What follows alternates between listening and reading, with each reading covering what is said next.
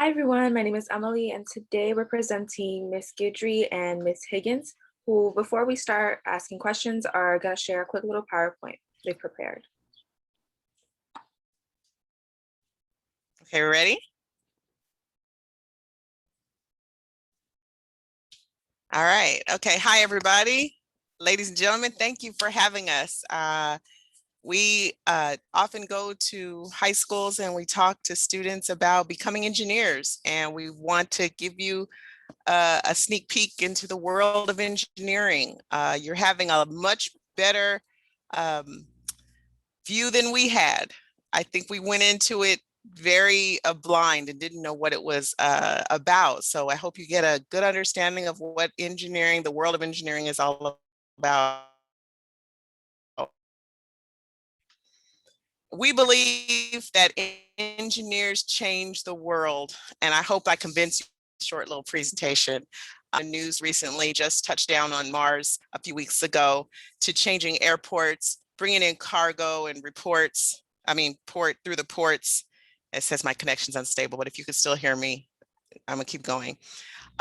Engineers change the world. And so we're just gonna give you a few, first we're gonna talk about ourselves, tell you who we are, and then we're gonna go into explaining what engineers do.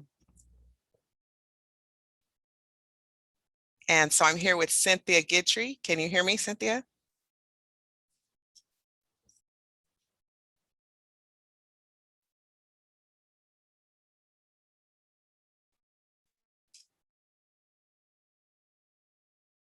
Does anyone see her on the call? She may have come out. Okay, so let me just keep going. Cynthia Guidry and I, say it again. I said I'm not seeing her right now. Okay, she must have had some bad connection. I think she got disconnected. Okay, no problem. So Cynthia Guidry and I have been friends for over 30 years, and we met in engineering school at the University of California, Irvine. She is currently the executive director of the Long Beach Airport. So if you ever fly out of Long Beach, she's the head honcho over there running things, making sure that the airport runs well, and all the projects that are coming in and out of the city of Long Beach at the airport. I am the assistant director management. I work at the Port of Long Beach and work at Metro. I had my own company for about 6 years. I was a engineering consultant, and I recently, about 7 months ago, went to work for the port. And so it's a really great experience. When we were in engineering school, you could see a group of us over there on the left. We had some great friends, and we still are friends with them today. And we developed strong bonds because engineering school is not easy, and you need a group of people that you can get through it with. And so this was a group of, that's not all of them, but this is a group of our core people that we actually got through school with. And this is a photo of some of the new developments that's happening at the Long Beach Airport. They're developing a brand new terminal, and it's they just kicked it off. And with the new funding that came in from the federal government, they're really gonna keep going with that construction. And here's a view of the port. If you've ever received anything in Amazon or in the mail, or bought shoes at the shoe store, or some of the food we eat, many of it comes over on ships. And the port receives all those ships, and we take them off of the vessels and put them on trains or put them on trucks and get them to your local stores. So working at the port, there's a lot of great innovative projects going on there. And that's what I do. So we're going to get into it. What is engineering? Oh, she's back. Cynthia, are you there? I am back. I'm on my phone right now, so I'm not showing my video, but I am in parallel getting on a laptop. So hopefully I can join in video as well. So I did our introductions already. Great.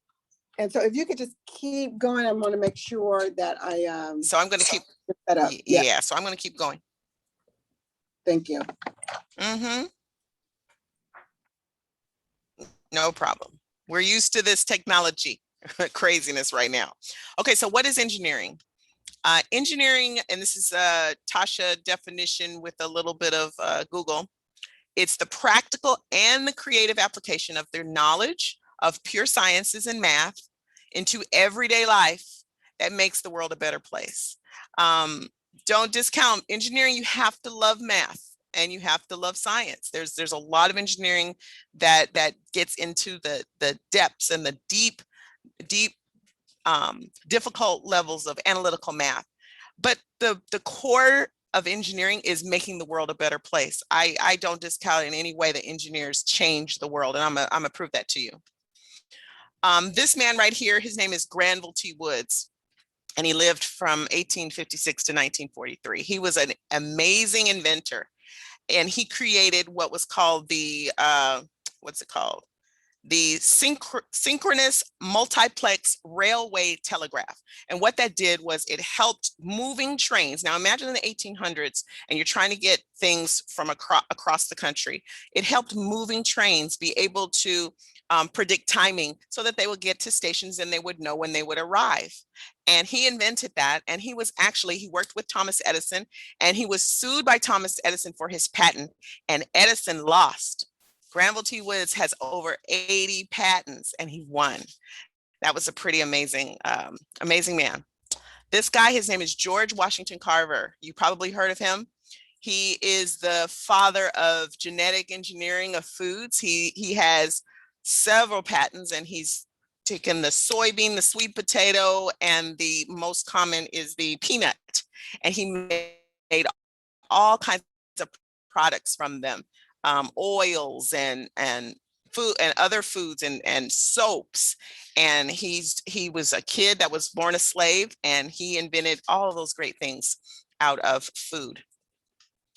This lady, her name is Ellen Ochoa. She's the first Hispanic woman astronaut, and she created a way to measure the retina in your eye. And so she's still alive. She was born in Los Angeles, right here where we were born. Well, if you were born here, but in Los Angeles. And she has, again, changed the world. And this guy here to me is amazing too. His name is Dr. Ray Boyar. He's from Mexico. He invented what's called the Excella glove. And the Excella glove is a way to convert sign language into written and spoken speech. And he invented it about 2009. And I mean, just the breadth of the way these people have changed the world is amazing to me. And it's not over, because guess what? There are still people changing and engineers changing the world today. Has anyone used a super soaker in the summertime? A lot of fun.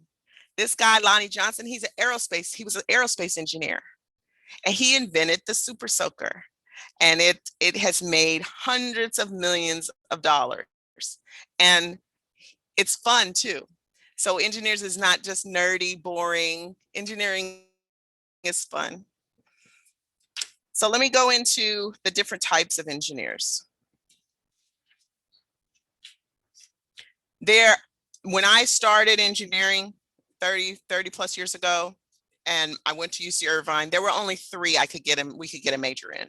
That was mechanical engineering, electrical engineering, and civil engineering. And civil engineering is considered the oldest engineer because civil engineering is the one that when we were in wartime, hundreds of years ago, the engineers would build the machinery and the equipment and the weapons that would be used, the catapults that would take the big balls and throw them over. And those were named engineers.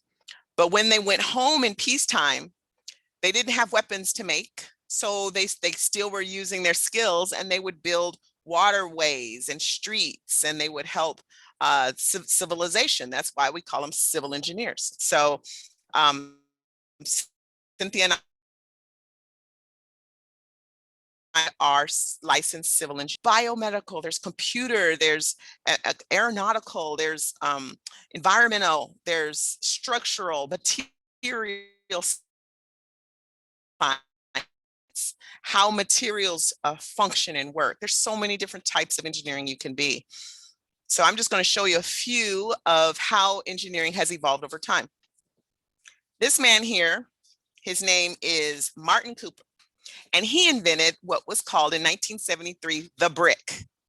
And if you can imagine, you're looking at it, you're like, what is that thing? It's a phone. It's a mobile phone, a cell phone. That was the first cell phone back in, mobile phone, back in 1973. Now, look how it started versus where it is now. We have Google Glasses, we have Apple Watches, and of course, concept phones that are translucent, and phones that could be built into material, and purses and all kinds of things. That Google Glass, the Google Glasses haven't made it into market very well back in 2013, but it actually still is something that I think scientists are still trying to see if they can. I'm sorry, I'm trying to see if Cynthia's trying to get in. Try to see if they can still. Oh, you are. Oh, I'm sorry, Cynthia. I'm just going on. It's okay. You're doing well. So all right, you got this one. All right. Well, good morning, everyone. And sorry about my technical difficulties over here, but hey, we made a way. I'll just share real briefly about aeronautical engineers. And just as Tasha was saying earlier, there are so many different engineering choices today that it's really fun and amazing to see, because it certainly has changed along the decades here. But with aeronautical engineers, if you look on the left, how it started, and when you think about it, I'm sure many of you studied or heard about the Wright brothers back in 1903, starting their first flight, and which only lasted like 12 seconds and went 120 feet. But now, how things are going, it's amazing. I mean, you will see high-tech cockpits in aircraft today with Wi-Fi access, custom seats. I mean, all of this just technology at your fingertips. And then you also see just different aircraft. And so at the top, you'll see something from Synergy Aircraft with unique design, small aircraft. We're now starting to see electric aircraft evolve. And I am pretty sure in a few years, it's called urban air mobility, where we will begin to see these electric, really small aircraft. Sort of think of Uber today that transports people via cars, but Uber in the sky. So Uber originally had a company called Uber Elevate that they sold not too long ago, but there is technology out there, pilot programs going on for really manned and unmanned future aircraft, small aircraft that will act, on demand, that will get you from point A to point B within 150 mile or so radius. And so technology has it has changed so quickly, so fast over the last little bit more than 100 years. Awesome. So if you look at this one, how it started with mechanical engineers, you look on the left, it's just a wheelchair. It's literally a chair with wheels attached to it. But nowadays, I mean, you're talking about making someone's life, their life just completely different. This company called Pegasus created this standable wheelchair. And there's a drawing of it, but then here's an actual picture of how it works. For just about $6,000, you've completely changed someone's life and mobility. And then we've got aerospace engineering. So if you look on the left, you'll see the locomotives in the 1800s. Of course, we talked about that a little bit. Coal burning machines traveling across the country. And now SpaceX and Virgin are in a race to be the first commercially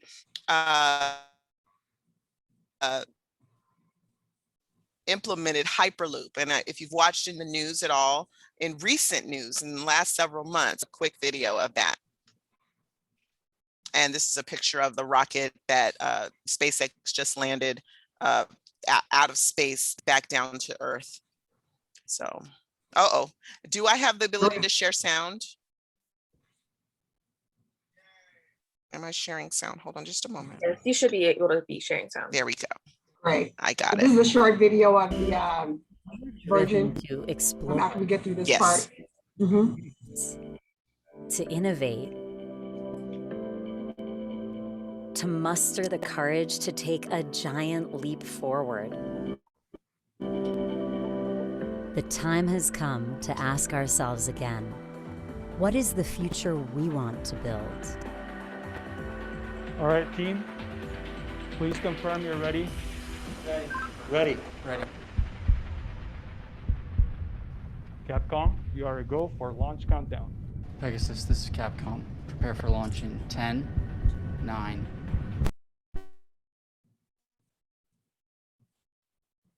8,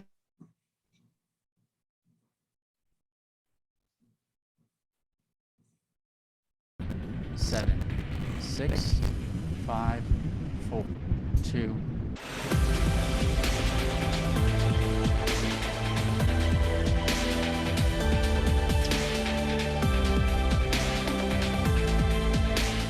Today, the first people traveled safely on a Hyperloop. Tomorrow, Virgin Hyperloop will change the way the world moves with an on-demand, sustainable mass transportation system that connects cities in minutes. The future of Hyperloop travel is real, and the moment is now.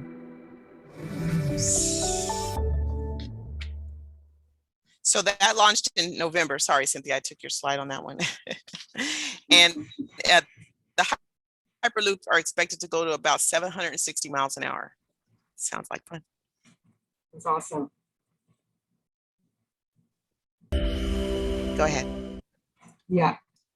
So civil engineers, as Tasha said earlier, civil engineers, but you know, we were again talking about how engineers change the world. Just imagine the picture on the left and how it started is civil engineers just getting water out of a well. You know, this is, it didn't take technology to do it, you know, that they're trying to dig the hole and start the process, but taking what we learn and what we do in our industry, just water alone and understanding how it flows, the pressure, gravity relationship, all of that is now we make it water fun. So just being able to use your engineering skills to create rides at Disneyland or Magic Mountain and doing things that, you know, you don't normally think about when you say you want to be an engineer, but it's part of it as well. You get to have some fun and exciting things that you can design and make a part of our environment. That's right. And then if you want to be philanthropic, you feel like urge to save the world, which engineers do that too. So here's another short video of drinking water. The problem in Peru, according to a 2011, the independent piece ominously titled "The Desert City in Serious Danger of Running Dry." About 1.2 million residents of Lima lack running water entirely, depending on a regulated private company to send in water trucks for Lima.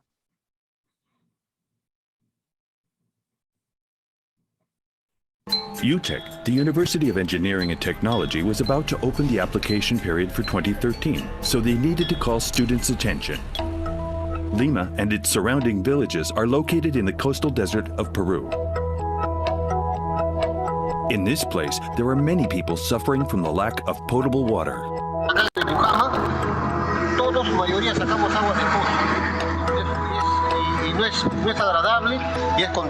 The presence of rain in this region is almost zero, but the atmospheric humidity is about 98%. Inspired by this, we worked as a team, UTEC and the agency, to build the first billboard that produces drinking water out of air. The billboard has a unique technology that captures the air humidity and turns it into drinking water. Cada generador atrapa lo que es la humedad del ambiente. De ahí pasa un sistema de osmosis inversa. Cada tanque almacena promedio de 20 litros. Las 5 máquinas van a hacer este proceso y se va a almacenar todo en un solo tanque. The billboard has already produced thousands of liters of drinking water. That equals the water consumption of hundreds of families per month. ¿No? Que pongan en diferentes lugares, ¿no? Que posible cada anexo, en cada caserío, en cada pueblo, para que el agua sea generada por medio de los paneles, ¿no? Un agua que realmente nos da vida, ¿no? I love it when I see that picture of him just pouring something we take for granted every day, just to turn on a faucet and, you know, for them to have water. Anyway. Okay. All right, so we're going to segue quickly into a quick poll question. So this is to you on the call here. What type of engineering seems interesting to you? I know we just rattled off a whole lot of different things in the last 15 or so minutes, but what type of engineering seems interesting to you? And you could put it in the chat. Is anybody interested in engineering that you've seen so far?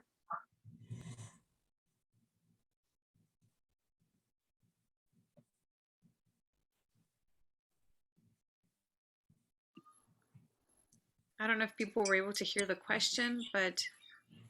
The question that's on the screen, which is what type of engineering seems interesting to you? If it's civil, you can write that in the chat. If it's electrical, aerospace, anything that seemed interesting to you. We just want to see what kind of engineers, future engineers we have on the call.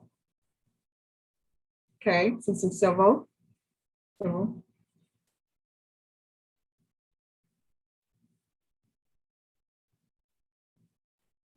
Aerospace, good. And structural, civil engineering structural, yes. Aerospace, good.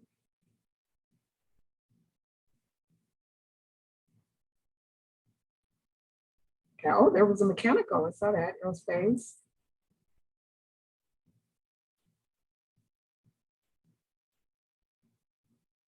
So we have civil and aerospace. Okay, there's a structural. Good.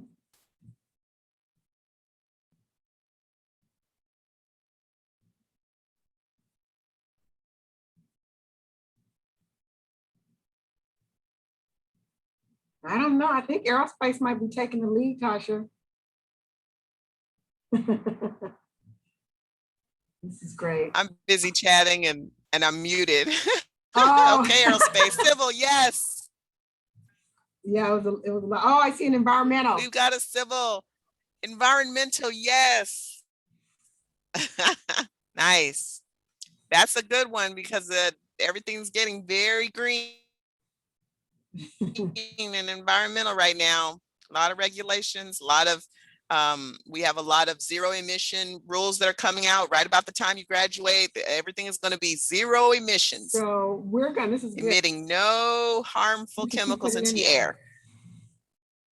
So we're going to talk a little bit about, just get a little bit more personal, going back to really to where you are right now. And for those of you who decide, hey, I'm going to do engineering, and you get into college or university. And so what should you expect? Because you will be an engineer in training. And there's a lot of different options out there, I know, for colleges. As you heard earlier, Tasha and I did graduate from UC Irvine, which is right down the road here.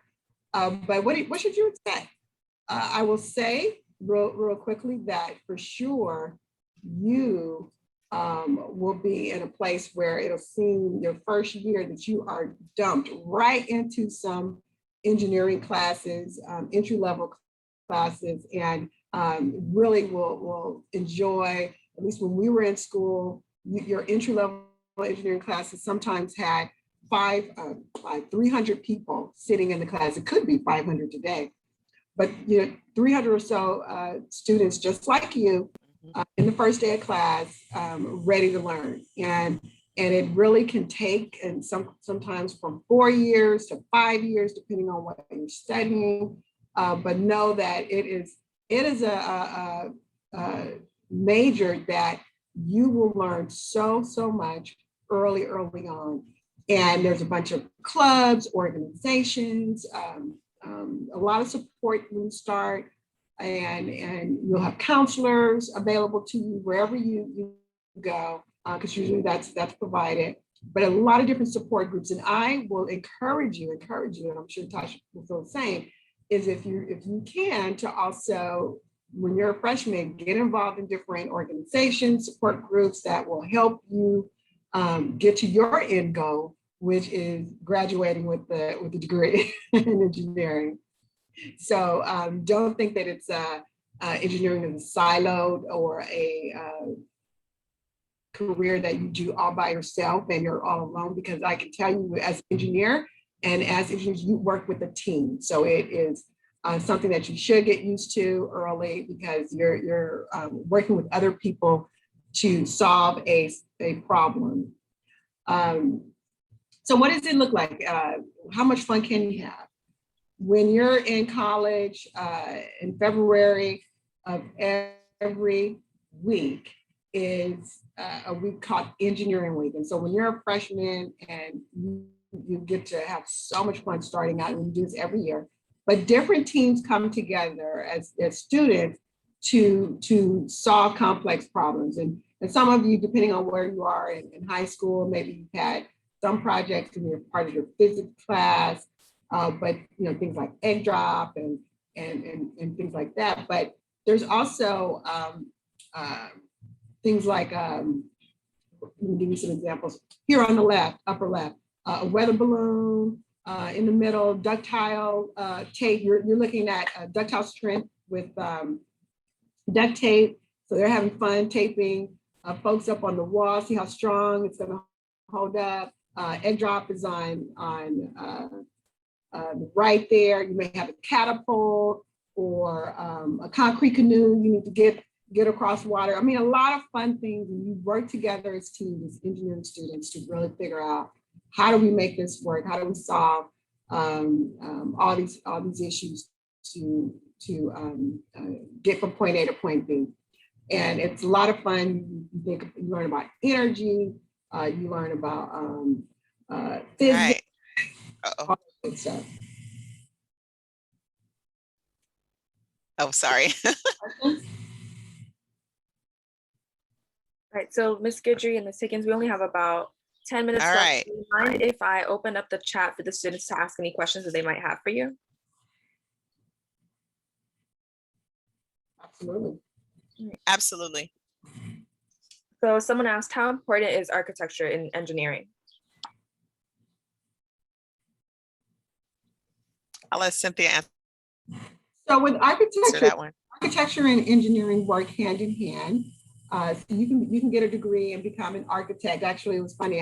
When I was deciding what to do, I decided actually to become an engineer. I did think about architectural school, but architectural, being an architect, you sort of if you want and desire that career, it's great. But to me, civil engineering was more broad. Architects are usually there really for structural. They will manage a project and the design of how it looks, but they work hand in hand with the civils, the structural, the mechanical, the electrical, all the other different engineers. But they are more focused on not just the inside, but also the exterior of the building. So they'll look at design, and so you will see. Typically both architects and engineers working hand in hand. Good question. And we have another question. You guys said that you typically work in a group with other people. So I was wondering how large the groups are. I'll take that one. So yeah, Cynthia mentioned that you will be in groups for a while, and that those size of groups depend on the class. I would never say you're in a group more than 5. Maybe it could be as low as 2 to 5 would be probably the max size of a group that you're in for your senior design project or any other kind of project that you work on. But it's not guaranteed. It'll depend on the class and what project you're working on.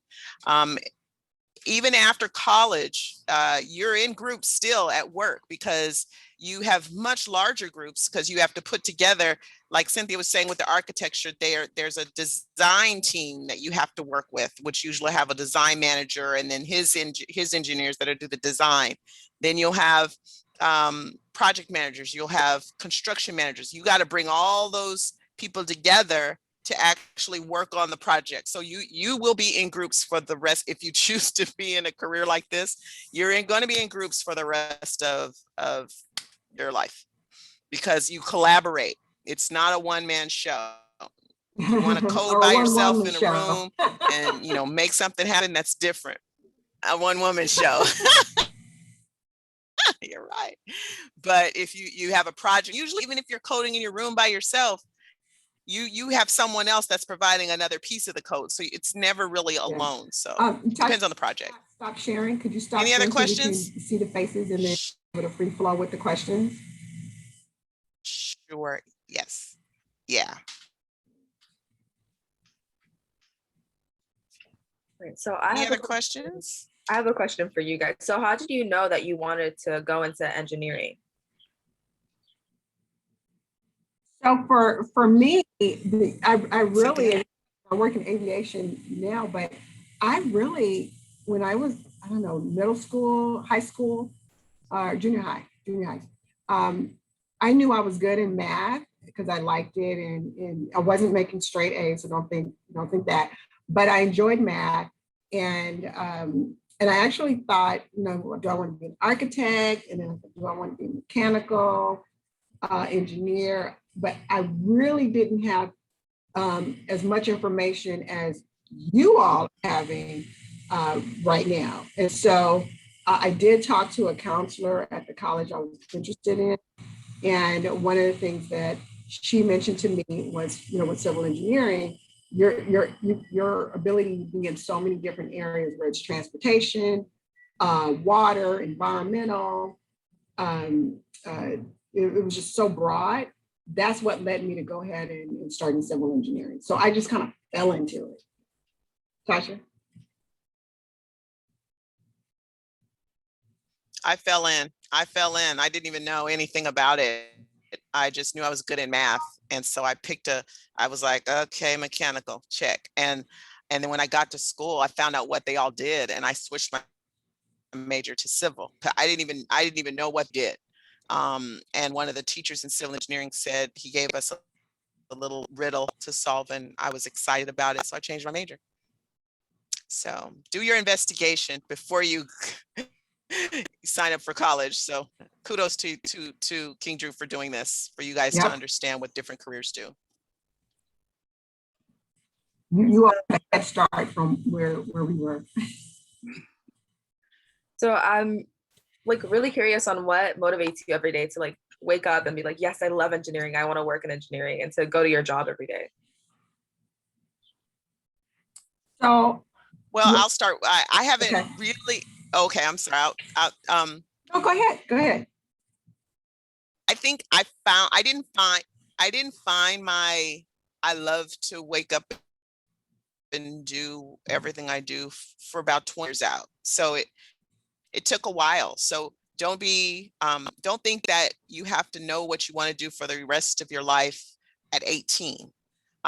Even though I'm still in the field of engineering, I'm in project management, which I haven't done an actual design or, you know, plan in a while. But I figured out what I like to do, and I like to manipulate numbers. I like to predict a cash flow. I like to understand how the management of engineering projects work.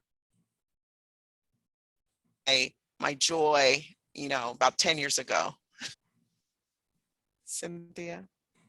So for me, I work in aviation now. So I started out as an engineer, and it was probably 10 years in almost that I decided to start working at an airport. And so I only really was attracted to the airport because they were doing a lot of construction, and that's what I enjoyed.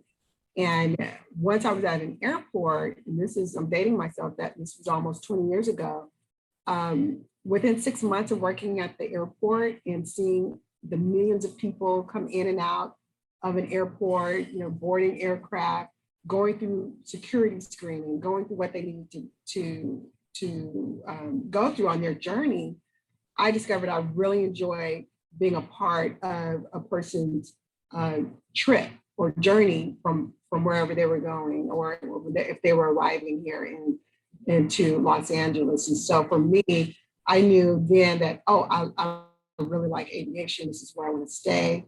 And I've been part of that ever since. So my joy is knowing that I'm part of a person's trip, wherever their destination leads them, whatever's going on. The aviation, we're in the business of moving goods and people. So it's exciting for me to know that I have a piece of that, and I'm there to help make that successful and to also make it fun and enjoyable for others. And so I'm excited about that. And now being from an engineer to a manager, and being able to really lead different teams to help do that as well is fulfilling, very fulfilling for me.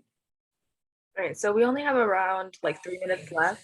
So is there anything you'd like your students to take away from your presentation?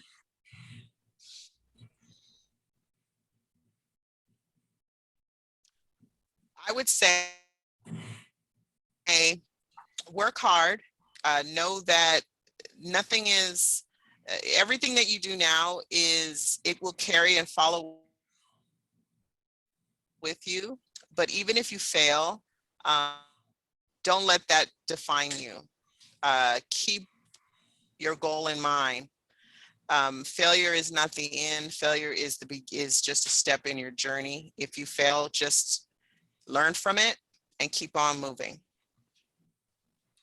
I agree. And I would also say you've seen all these different types of engineering fields and all of that. But, you know, at the end of the day, whatever you end up doing, whatever you end up choosing, and yeah, you might have stumbling blocks here and there, but whatever it is that you lay your hands on and that you end up having a career of, give it your best.